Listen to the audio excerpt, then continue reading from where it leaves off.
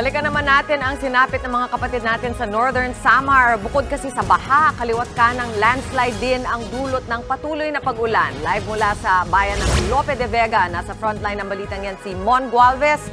Mon, kamusta ang sitwasyon dyan?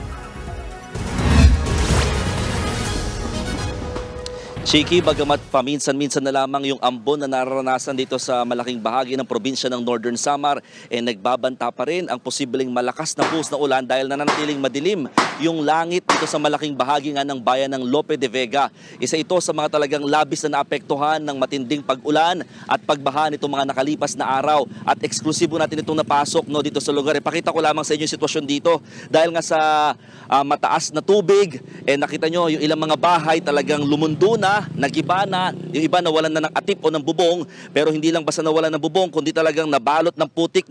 Ito yung ilan sa mga damit na mga nakuha pa ng mga residente. May mga nakuha pa sila mga kortina, meron pa mga pwede pa dumapakinabangan, pero yung ilang mga libro, gaya nito, talagang wala na. Hindi na halos ito pwedeng mapakinabangan at talagang kumbaga itatapon na lamang daw ng kanilang pamilya. Pero karamihan sa mga gamit dito, ang sinasabi nila kung kaya pa daw malinis, pwede pa, pero kung sakali talagang wala na, tatapon na nila. Ang sinasabi nila, talagang nabigla sila sa mabilis na pagtaas ng tubig dito sa kanilang lugar. Kaya lumikas na sila kaagad kahit wala silang nabitbit na kahit anumang gamit.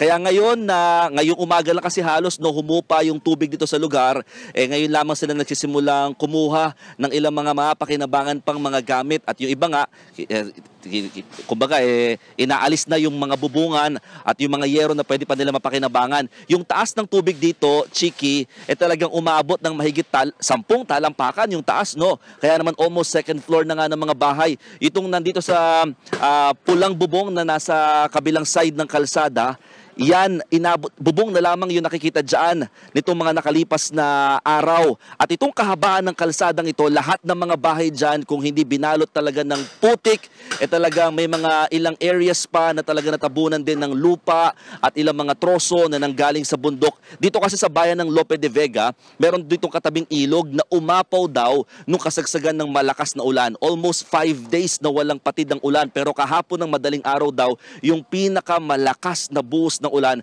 na ang tansya nga ng mga otoridad pang isang buwan daw na buhos ng ulan, pero binuhos lamang ng isang araw. Kaya naman talagang labis yung pangangailangan ng mga residente rito sa Lope de Vega.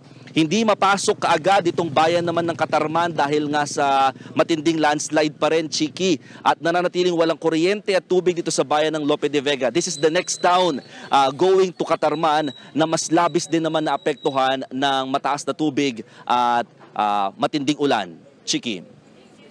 Kitang-kita nga ang epekto ng mataas na ulan dyan, kaya mag-iingat ka. Mon Gualvez, maraming salamat sa'yo.